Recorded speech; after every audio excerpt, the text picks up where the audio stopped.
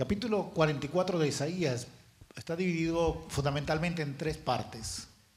Una de las partes habla sobre la respuesta de Dios y lo que podríamos llamar parte de los atributos de Dios. Otra parte tiene que ver con las consecuencias en el individuo de la idolatría. Y la tercera tiene que ver con la adoración. Explicaba en estos días que Dios no quiere adoración porque es un ególatra. Imagínense que a Dios preocupado por saber si está siendo popular entre nosotros. Usted se lo puede imaginar, ¿verdad que no? Dios le gusta que le adoremos porque Dios quiere dar lo mejor de Él a nosotros. Y lo mejor de Él es que nosotros tengamos la imagen de Dios en ella, la imagen de Dios en nosotros. Lo mejor es que nosotros tengamos lo que Dios es. Y la forma de recibir esto es adorándole. Por eso es necesario conocer al Dios que hace maravillas, al Dios que ha manifestado entre las naciones su poder. Y este capítulo 44 de Isaías, que es impresionante y que nos introduce a un capítulo como el 45, donde dice a un personaje histórico llamado Ciro, el rey, un rey persa, donde le dice: tú eres mi ungido. Qué impresionante que el Señor llame a un personaje como este su ungido. ¿Por qué? Porque el Dios lo utiliza para traer de su gloria y de su bendición. Por eso creo que este es un tiempo maravilloso donde podemos experimentar bendición de Dios en una forma gloriosa. Isaías 44, espero que ya todos estén ahí, verso 18. No saben ni entienden, porque cerrados están sus ojos para no ver y su corazón para no entender. Vuelvo a repetir, no saben ni entienden, porque cerrados están sus ojos para no ver y su corazón para no entender. Padre, en el nombre de nuestro Señor Jesucristo venimos delante de ti. Padre, te exaltamos. Padre, te bendecimos. Y te pedimos que seas tú hablando a nuestros corazones, hablando a nuestras vidas en este día. Te lo pedimos, Padre, en el nombre de nuestro Señor Jesucristo. Amén. La Biblia establece las implicaciones en el individuo de ser idólatras muy claramente. Cuando una persona es idólatra, van a suceder cosas en su vida muy particulares. Es por esto que Dios ha querido que la idolatría en cualquiera de sus formas sea erradicada del individuo. Y en el capítulo 44 de Isaías, desde el verso 9 en adelante hasta el verso 18, estipula y da una descripción de lo que hacen los que hacen ídolos. Dice así en el verso 9: los formadores de imágenes de talla, todos ellos son vanidad, y lo más precioso de ellos para nada es útil. ¿Me escuchó bien? Y ellos mismos son testigos para su confusión de que los ídolos no ven ni entienden. Está hablando de personas que se dedican a hacer y a construir ídolos. Estamos en un tiempo donde aún la palabra ídolos se le ha dado una connotación hasta bonita. Porque la televisión nos habla de American Idol, del ídolo americano, nos habla de ídolos en otras partes, hablándonos hasta de algo que hasta se ve bien hablar de ídolos. ¿Por qué el mundo está haciendo esto? Porque quiere que nosotros cambiemos la mirada de Jesucristo y la pongamos en cualquier otra cosa. Que la pongamos en los que están tratando de robarnos lo que Dios tiene para nosotros. La idea en este caso es de que dice formadores de imágenes de talla. Esa palabra formar tiene que ver con la misma palabra que usó el Señor cuando dice que formó a Adán. O sea, Alguien que está dando características o está diciendo que eso que está formando tiene características tales con las cuales la gente puede identificarse. Pero lo peor es que no dicen lo que sucede. Cuando tú adoras un ídolo, tú te conviertes en el ídolo. Por ejemplo, ¿se ha dado cuenta que los que adoran pedazos de palo se convierten en palo? Los que adoran piedra se convierten en piedra. Su corazón es tan endurecido que no entienden nada, que su entendimiento está tan entenebrecido que no pueden ver más allá. Este mismo pasaje nos determina esto. Dice, y ellos mismos son testigos para su confusión. Ellos pueden dar testimonio de que están confundidos, de que los ídolos no ven ni entienden. En primer lugar, esto tiene que ver mucho cuando encontramos allá en el libro de Hechos que había una muchacha persiguiendo a Pablo, adivinando, pero los que estaban detrás de ella eran mercaderes. Hermanos, la idolatría siempre tiene detrás gente que está haciendo negocio con Dios. Por eso encontramos en la misma iglesia cristiana muchos que están haciendo negocios con el evangelio.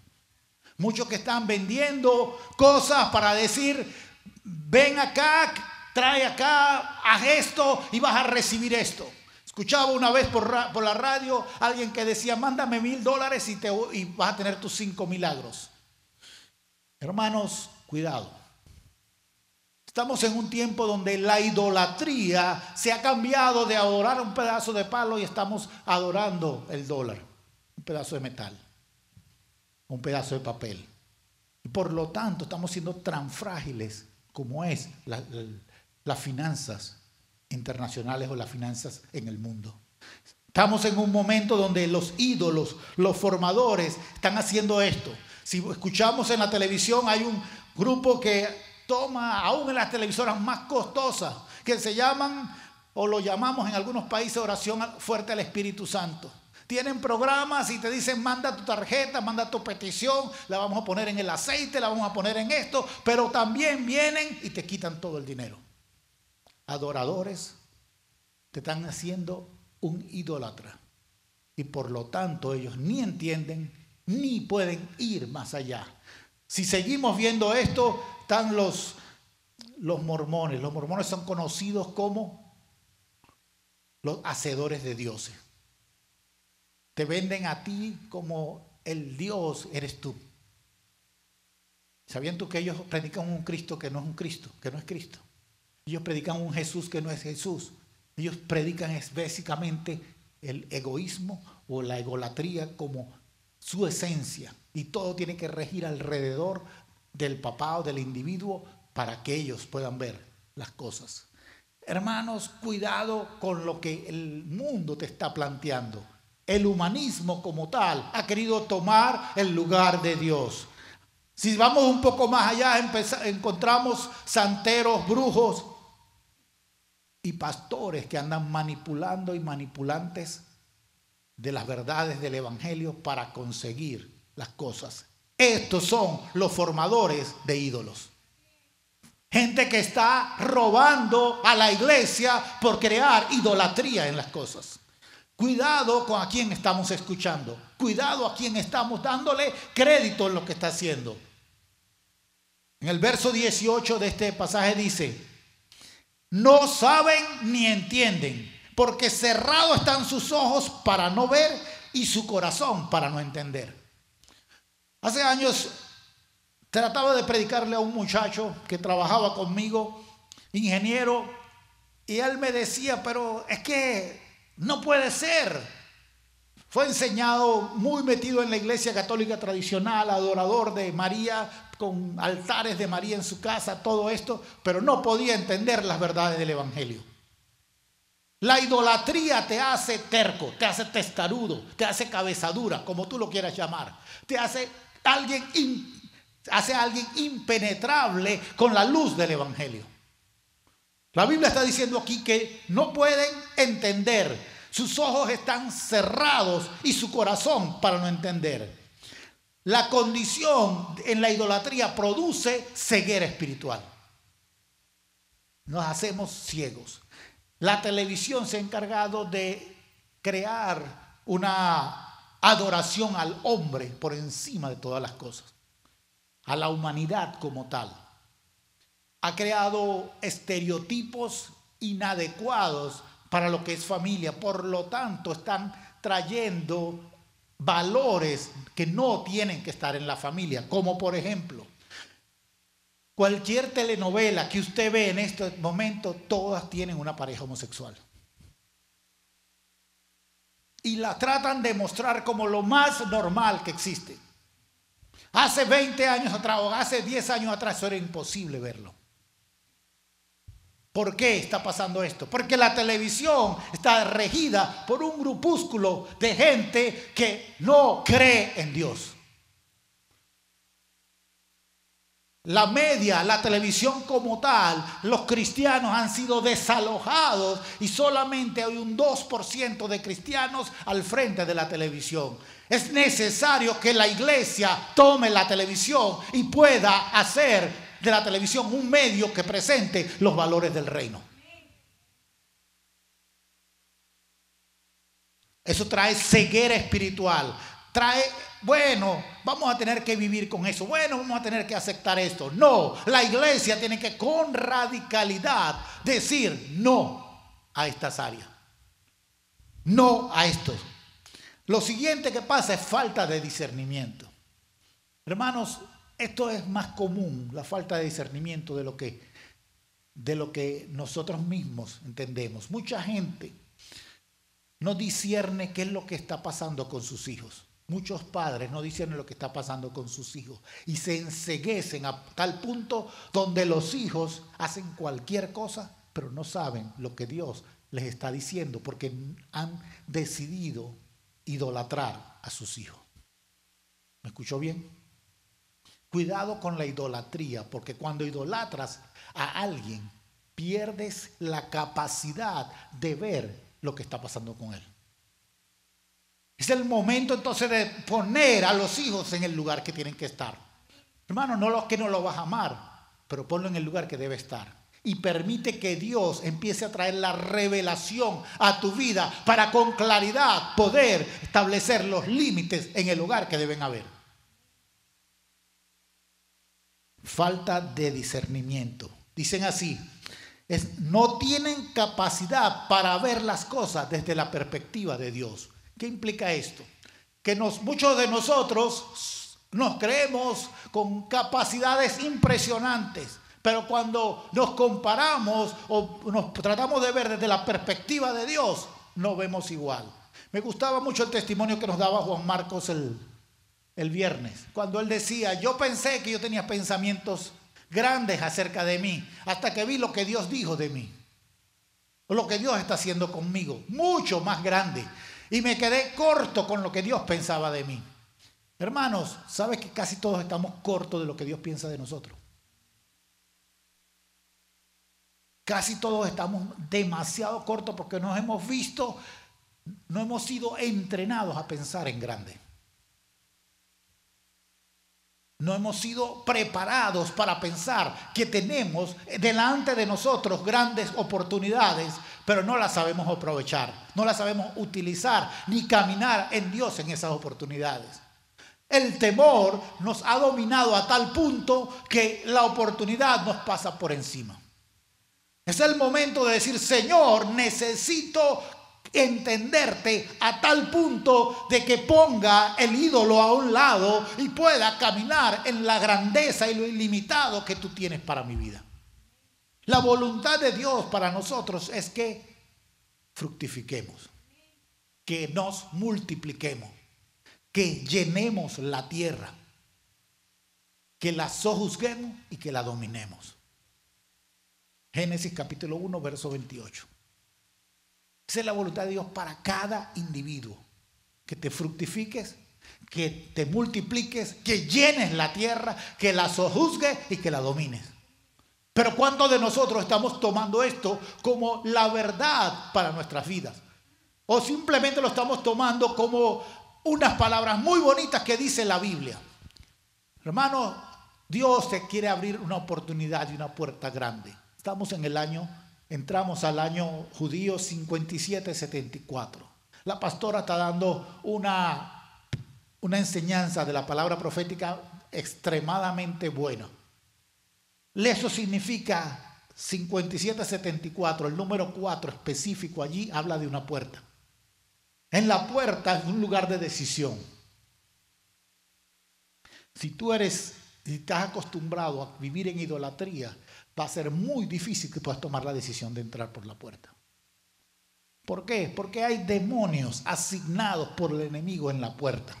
En el lugar de decisión hay demonios asignados. Y los demonios están ahí para ahogarte e impedirte ver con claridad cómo tomar la llave, abrir la puerta y entrar para caminar en lo glorioso de Dios. Por eso que necesitamos ver con claridad. Por eso cuando somos idólatras perdemos la capacidad de discernir lo que Dios tiene. Isaías 44:20 dice así: de ceniza se alimentan, su corazón engañado le desvía, para que no libre su alma ni diga, no es pura mentira lo que tengo en mi mano derecha. Hermanos, esto está diciendo que el ídolo hace tanto en la gente que está impidiéndole a esa persona poder entender que el ídolo es una mentira. ¿Sabes qué? Lo que quiere decir esto en palabras más sencillas es: cuando una persona está inmersa en el pecado, es muy difícil para él darse cuenta. Lo primero que tienes que reconocer cuando estás en un pecado, cuando estás en una situación que te está robando el entender lo que Dios tiene para tu vida, es reconocerla. Como un vicioso, un drogadicto nunca se ve en la droga como que tiene problemas con la droga. Muchas veces conocí amigos que me decían: en el momento que yo quiera la dejo. En el momento que yo quiero dejo el licor. En el momento que yo quiero dejo esto. Hermanos, cuando la gente tiene un vicio, realmente no es el vicio lo que él tiene, sino que el vicio lo tiene a él. El vicio lo ha agarrado a tal punto que ya no lo puede soltar. Por eso así es cuando la gente está en estas situaciones, no puede ver que la mentira está en su mano y que esa mentira le está impidiendo caminar en una verdad que lo va a hacer libre. Su corazón engañado le desvía. El corazón cuando engaña, cuando la gente se rige solo por el punto de vista de sus sentimientos, normalmente va a tomar malas decisiones. Hay una expresión que también he escuchado en muchas de estas, en las películas, sobre todo esas películas que son dirigidas a los adolescentes. Dice: déjate dirigir por el corazón. ¿Cuántos de ustedes han escuchado esa expresión? Déjate dirigir, lo que diga tu corazón. Hermanos, cuidado. Porque todos se dejan dirigir por el corazón, pero no por el Espíritu Santo.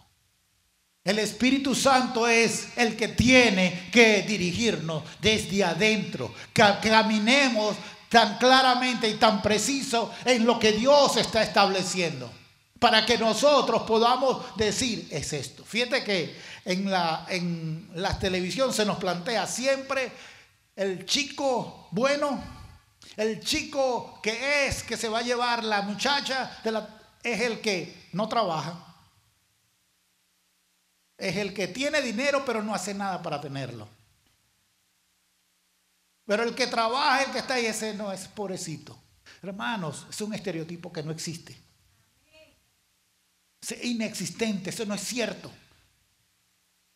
El trabajo es la forma en que tú glorificas a Dios cada día. Tu trabajo tiene que ser para la adoración a Dios. La tierra fue maldecida por el pecado. Y por eso cuando haces trabajo en la tierra vas a sudar. Pero no fue el trabajo maldecido, el trabajo es para glorificar a Dios. Y vas a romper la maldición sobre la tierra cuando tú lo ofreces como una adoración a Dios. Por eso dice el apóstol claramente, cuando dice que le des gracias a Dios en todo lo que estás haciendo. Que lo hagas de tal forma que lo hagas para Él, no como para los hombres. Y eso va a cambiar la perspectiva de lo que estás haciendo. Porque si sabes que Dios te está viendo siempre, siempre lo vas a hacer bien. Amén. Así que cuando cocina, ¿qué vamos a cocinar? ¿Para Dios o para el esposo?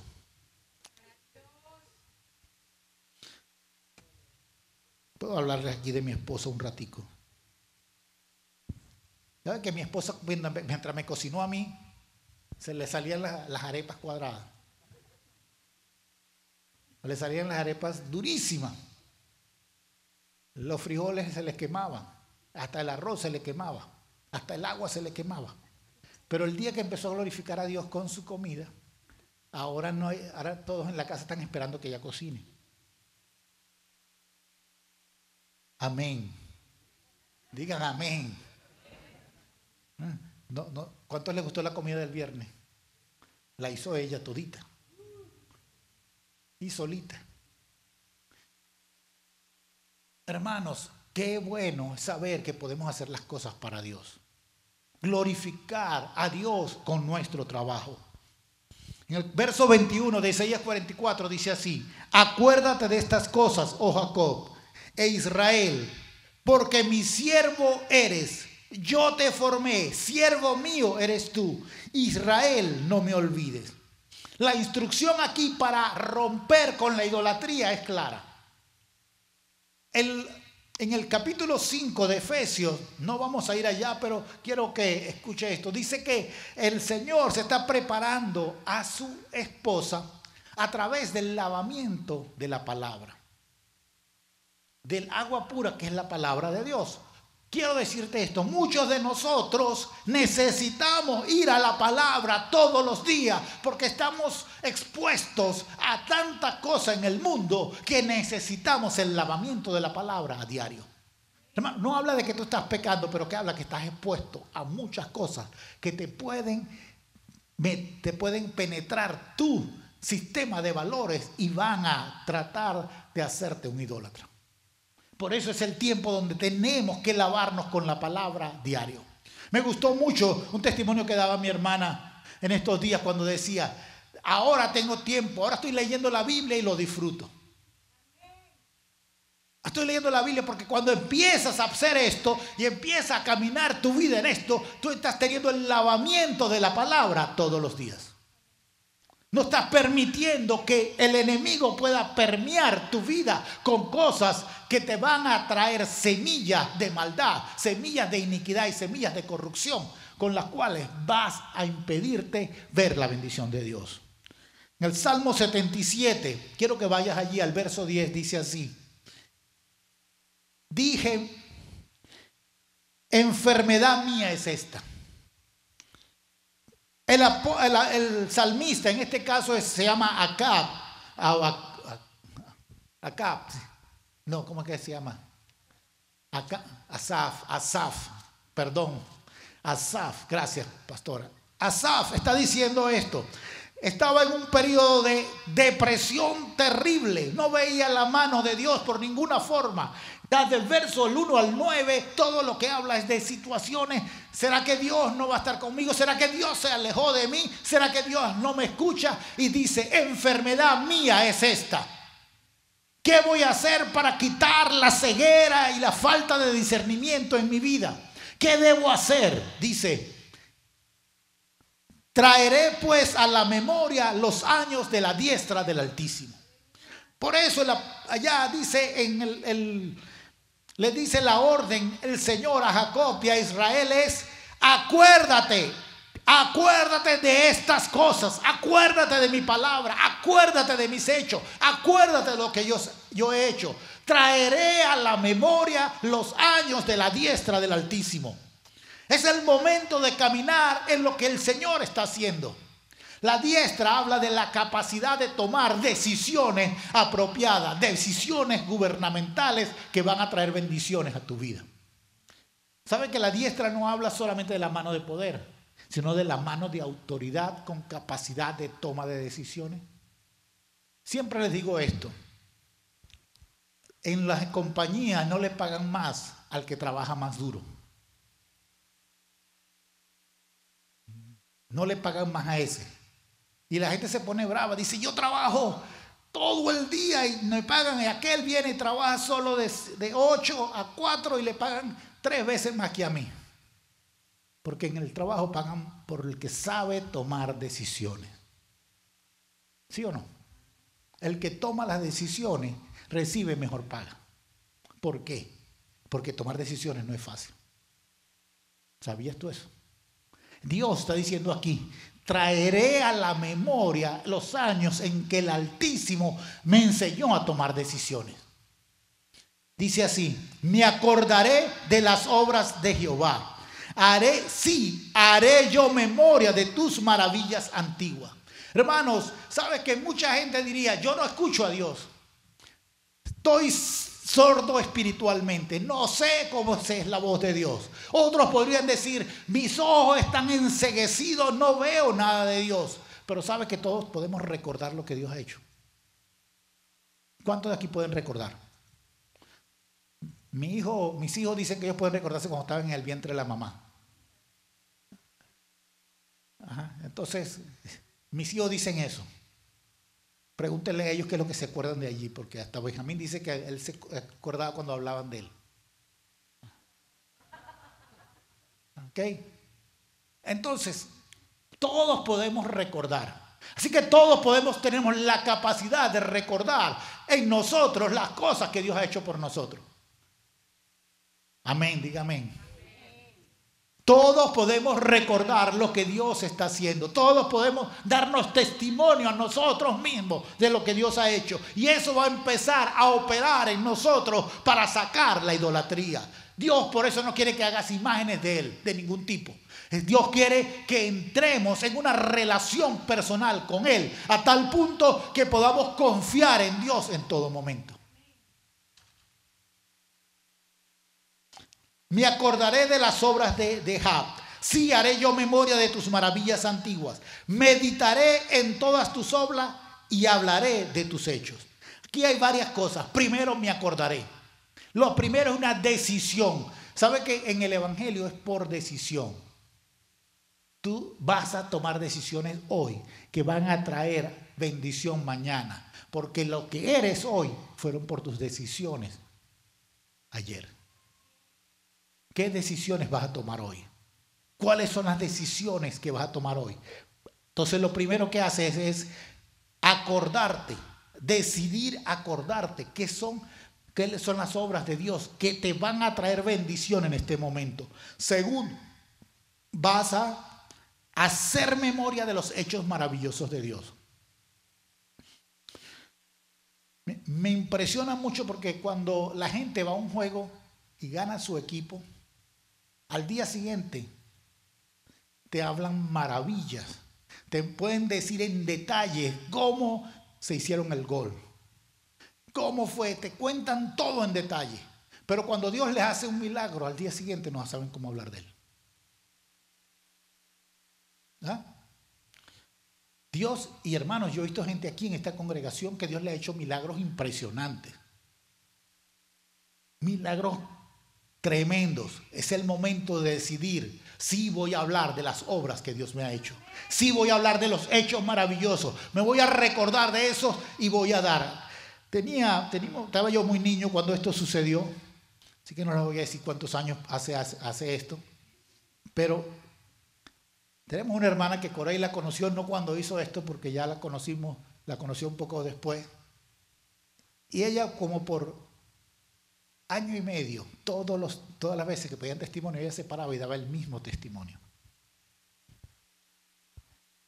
Y un día se para el pastor y le dice, hermana Basti, ¿por qué usted siempre da el mismo testimonio? Porque es el testimonio más grande que Dios me ha dado. Era el hecho de que ella había llegado a los pies del Señor. Ya Coray sabe, ya con el nombre ya sabe quién es, ¿verdad? Por muchos años, año y medio, cada viernes que pedían testimonio, ella pasaba y daba el mismo testimonio. Doy gloria a Dios porque el Señor se hizo una realidad en mi vida y yo lo acepté y tengo desde ese día propósito y claridad en mi vida.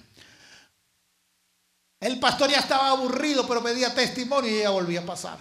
La iglesia estaba aburrida, pero ella venía y pasaba de nuevo. ¿Por qué? Porque ella estaba decidida a que no le iba a dar lugar al diablo en su corazón.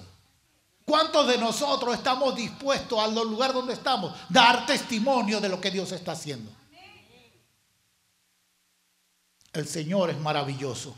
Acuérdate, haz memoria, medita y habla. Pero hay algo más. No te olvides. ¿Sabes que olvidarse también es una decisión? Me vuelvo a meter con mi esposa. Me gusta meterme con mi esposa. Mi esposa, me gusta pelear con ella porque a los 2 días ya no se acuerda de que peleamos. Dice, ¿por qué era que estábamos bravos? Y yo doy gloria a Dios por esto. Y Señor, yo también me decido olvidarme. Yo no me acuerdo. ¿Por qué? Porque olvidarse es una decisión. El Señor decidió olvidarse de nuestros pecados. Dios, el que todo lo sabe, decide olvidarse de nuestros pecados y colocarlos en el fondo de la mar. Una decisión de Él, no porque no pueda, es por una decisión. ¿Qué decisión estamos tomando nosotros con respecto a acordarnos de lo que Dios hace? ¿Qué decisión estamos tomando? Estamos tomando la decisión, me voy a acordar de todo lo malo que me hizo mi compañero, pero no me acuerdo de todas las bendiciones que Dios me ha dado. Tenemos que cambiar el valor. Lo importante es recordar todas las cosas que Dios está haciendo en nuestras vidas. Mira lo que dice Josué capítulo 24, verso 31. Este es uno de esos versos que está en la Biblia que los predicadores normalmente lo pasamos por alto. Dice así: y sirvió Israel a Jehová todo el tiempo de Josué y todo el tiempo de los ancianos que sobrevivieron a Josué y que sabían todas las obras que Jehová había hecho por Israel. En el tiempo en que hubo alguien que pudo recordar lo que Dios había hecho, el pueblo sirvió a Jehová. Pero en el momento en que se desaparecieron, ya el pueblo no sirvió a Jehová. Mira, esto es tan tremendo, porque muchos de nosotros en la casa no hablamos de las obras de Dios. Muchos en la casa no estamos haciendo ni estableciendo lo que Dios hace. Te voy a decir algo que también nos impresionó, porque cuando estaban nuestros hijos pequeños, estábamos nosotros en esto de guerra espiritual, de orar por todas las cosas, y en entendimiento de esto, y enseñamos a nuestros hijos. Juan Marco tendría un poquito menos de 2 años, o por allí, y Benjamín tendría alrededor de 3 años. Y Juan Marco era terrible. No crean que es terrible solamente ahorita, en ese tiempo también era muy terrible.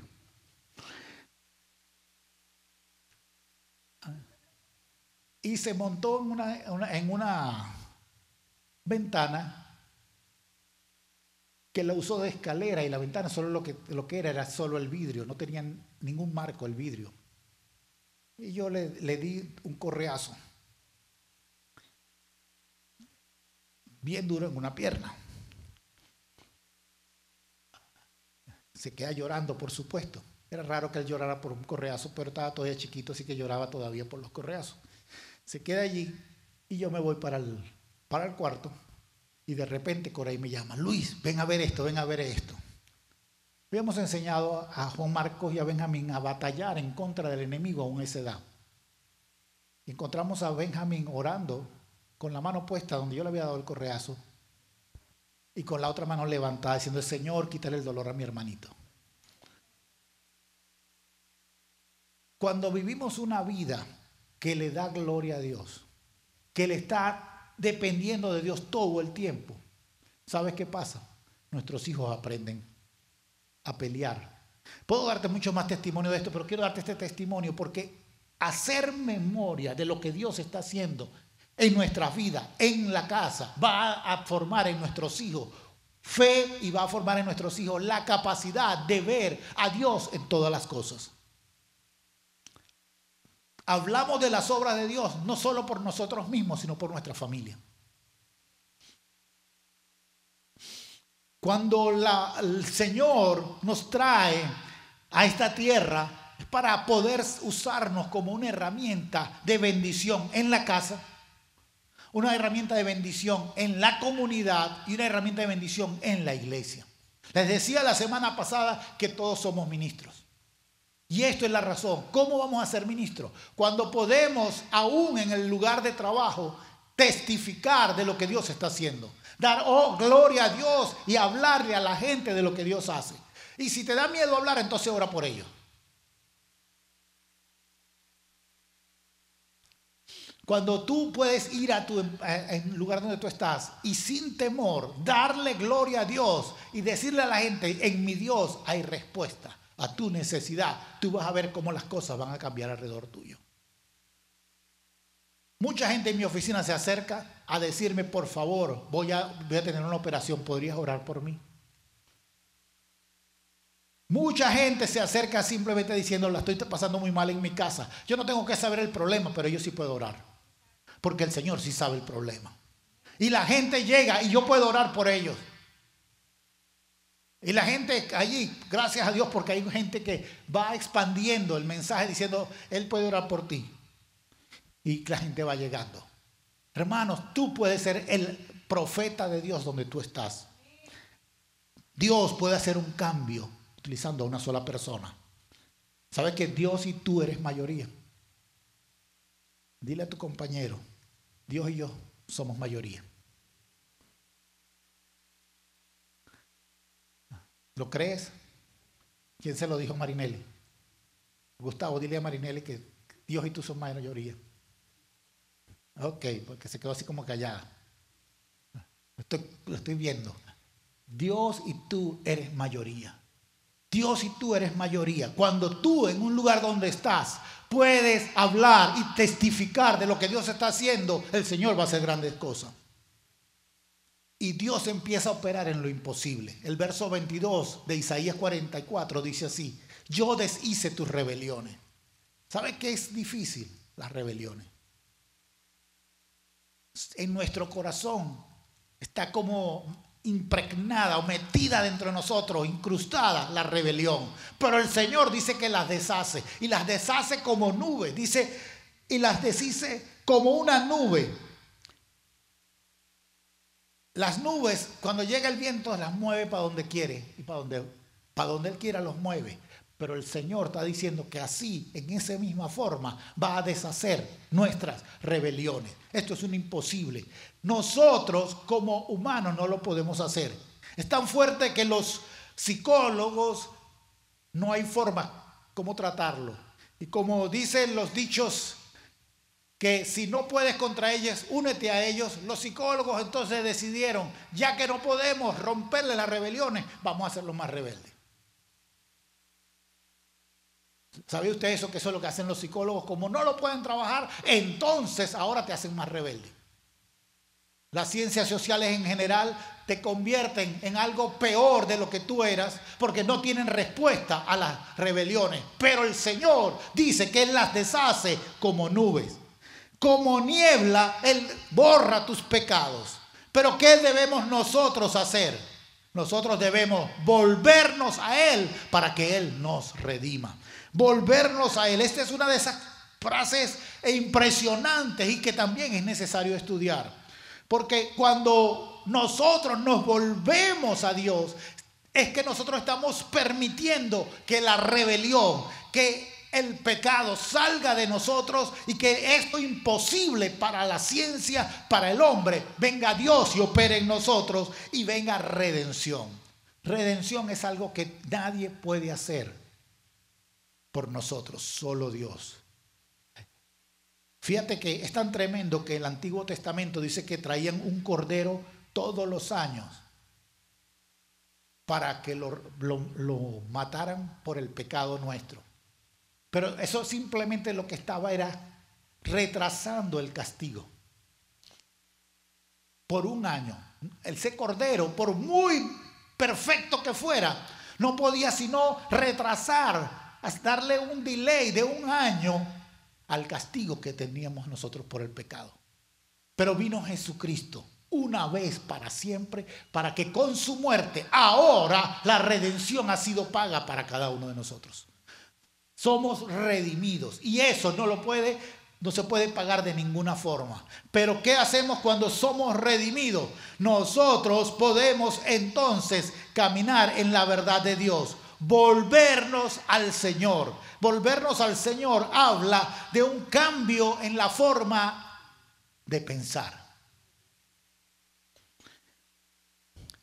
La forma de pensar de un individuo normalmente es lo que él es. Dice Proverbios 23:7 que como una persona piensa en su corazón, así es él.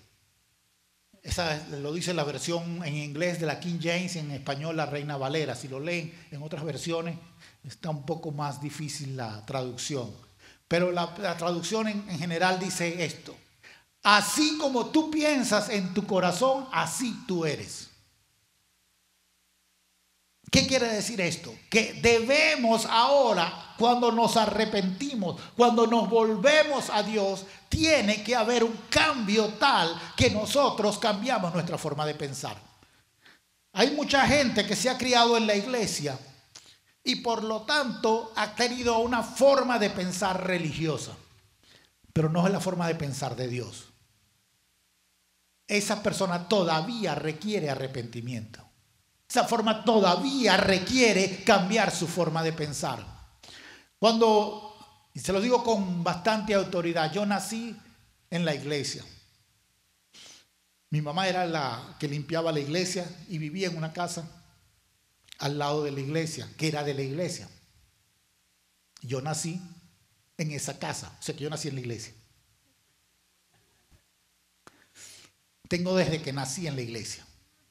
Así que estoy hablando muy ciertamente de lo que les estoy diciendo, se lo conozco muy bien. Porque fui entrenado en toda la iglesia. Mi esposa dice que por mí fuera feliz que todos fueran himnos los que se cantaran aquí y que cantáramos en todos esos himnarios bien viejos, porque así me criaron a mí. Qué bien que pueda recordar todo esto, pero hubo un momento que hubo que hacer un cambio en mi forma de pensar.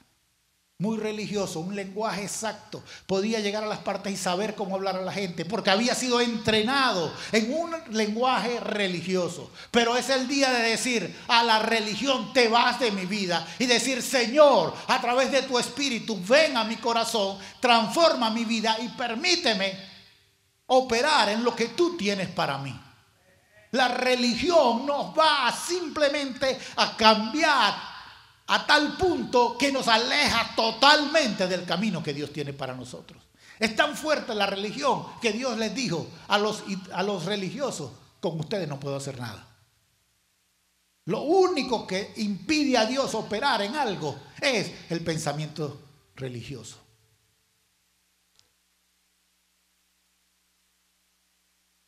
Por eso arrepentimiento tenemos que ver qué es lo que dice. En el Antiguo Testamento hay un pasaje, no lo voy a leer, está en Jeremías capítulo 31, del verso 18 al 20, donde se usa la palabra arrepentimiento. En el Antiguo Testamento esto tiene que ver con una idea de donde la gente empieza como a respirar en una forma diferente. Respirar es algo muy distintivo del ser humano. Y para los que practican yoga y ciertas religiones orientales, les enseñan a respirar diferentes para que puedan pensar diferente. Arrepentimiento tiene que ver con que tu estilo de vida va a cambiar a tal punto porque algo en tu interior cambió. Eso es lo que el Antiguo Testamento dice. Pero en el Nuevo Testamento dice que bautizaba Juan en el desierto y predicaba el bautismo de arrepentimiento para perdón de pecados. Tenía que ver con cambiar tu forma de pensar. Tiene que ver con decirle a los como venías anteriormente, decirle: ya no sigo pensando así, ahora pienso como Dios piensa de mí. Decirle al pensamiento anterior: ya no es mi forma de pensar, porque yo quiero que mi corazón cambie a lo que Dios es. Arrepentimiento, cambio de parecer, cambio de forma de pensar, cambio en mi estilo de vida. ¿Cómo logramos esto? Con esto ya quiero que vayas a Isaías 44, 23.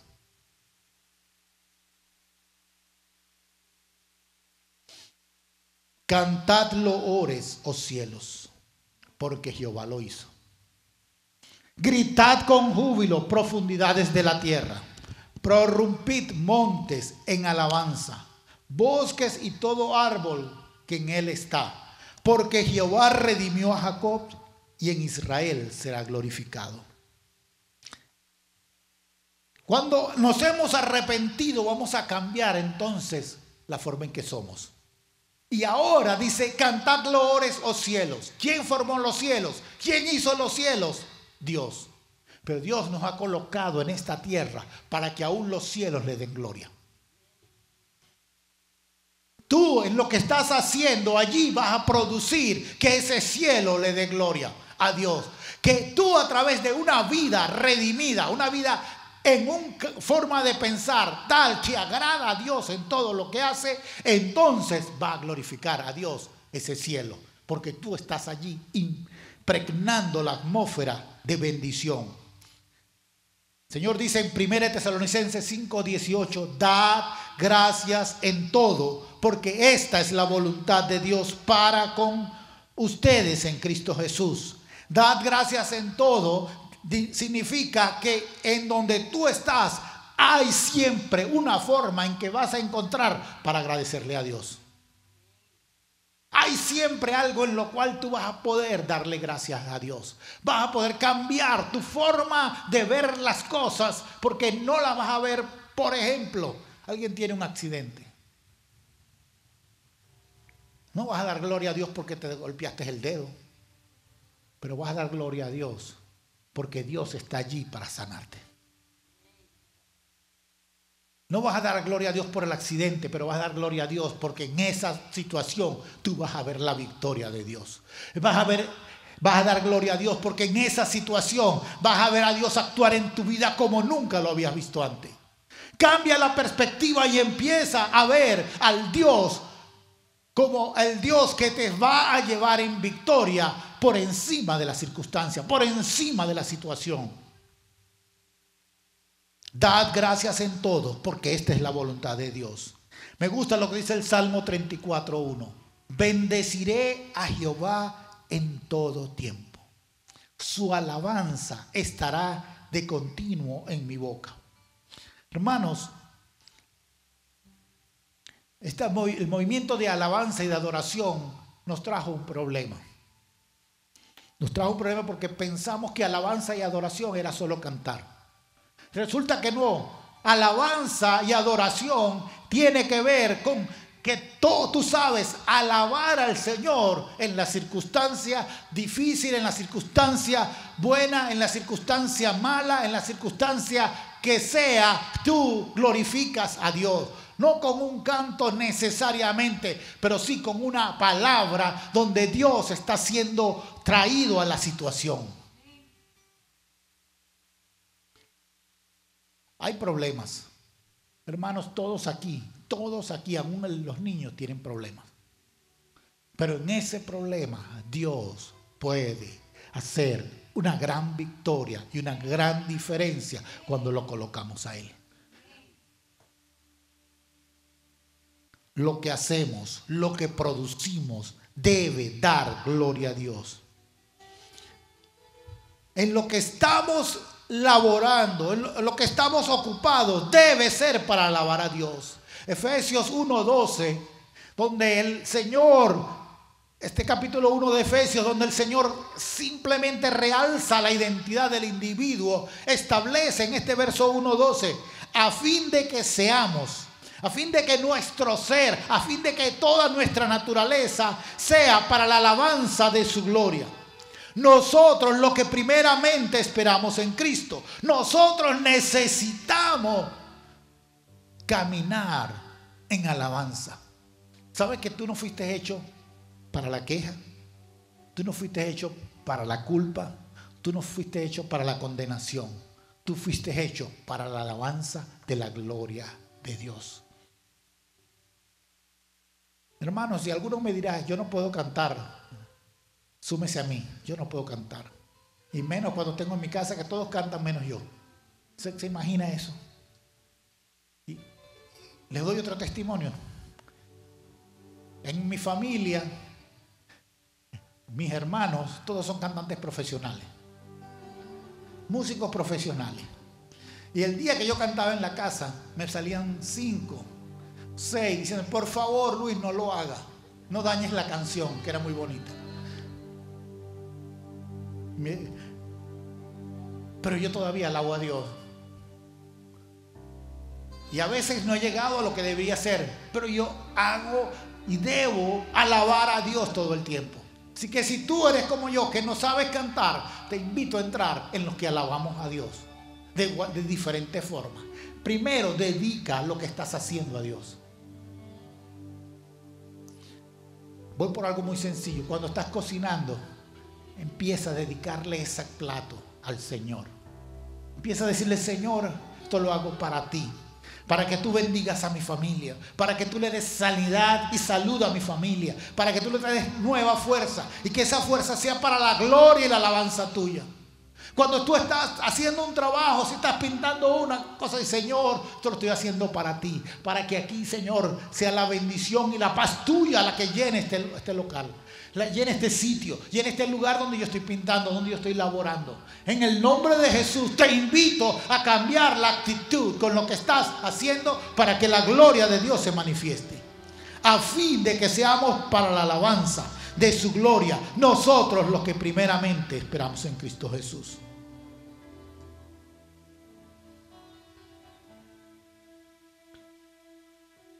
Te vuelves al libro de Isaías. Dios nos dice una palabra. Dice que seremos restaurados.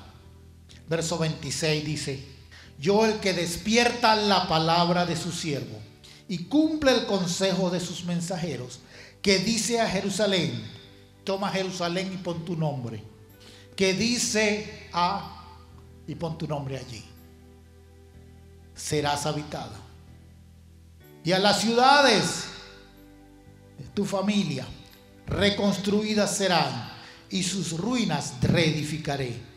Que dice a las profundidades secaos, y a tus ríos haré secar. Que dice de Ciro, es mi pastor y cumplirá todo lo que quiero. Hermano, cuando Dios dice que serás restaurado, está diciendo que vas a ser vuelto al lugar de bendición al cual Dios te puso originalmente. Cuando Dios nos diseña, y en estos días veía a uno de los niños de la congregación, uno de los bebés, y decía, qué tremendo ver a este bebé que llega sin ningún tipo de temor, sin ningún tipo de manipulación, está listo para ser moldeado a ser alguien en el reino de Dios, como una columna, como un líder que va a cambiar grandes cosas. Cuando los papás llegan, si pudiéramos ver todo el potencial que Dios coloca en nuestras manos para que lo moldeemos para transformar al mundo. Porque ese bebé viene para ser colocado en grandes cosas. Pero nosotros no es que perdimos eso porque ya tenemos edad, sino que nosotros podemos ser restaurados. Llegar al lugar donde podemos ver renacer todas estas cosas. Por eso hoy te quiero invitar que veas el capítulo 45 de Isaías, verso 1 y 3.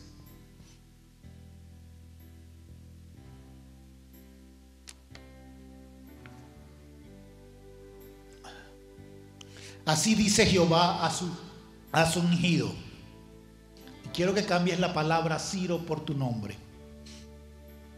El cual tomé yo por mi mano derecha, para sujetar naciones delante de él, desatar lomos de reyes, para abrir delante de él puertas, y las puertas no se cerrarán.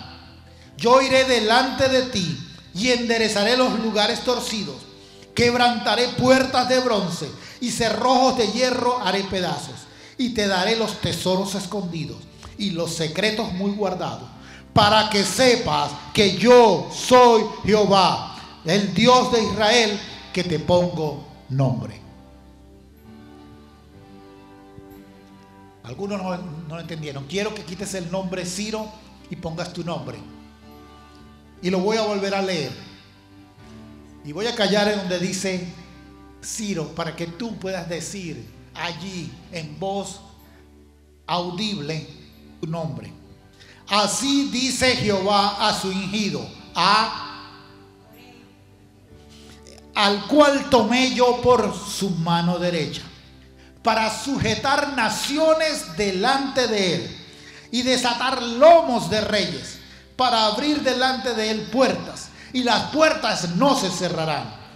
Yo iré delante de ti y enderezaré los lugares torcidos, quebrantaré puertas de bronce y cerrojos de hierro haré pedazos, y te daré los tesoros escondidos y los secretos muy guardados, para que sepas que yo soy Jehová, el Dios de Israel, que te pongo nombre.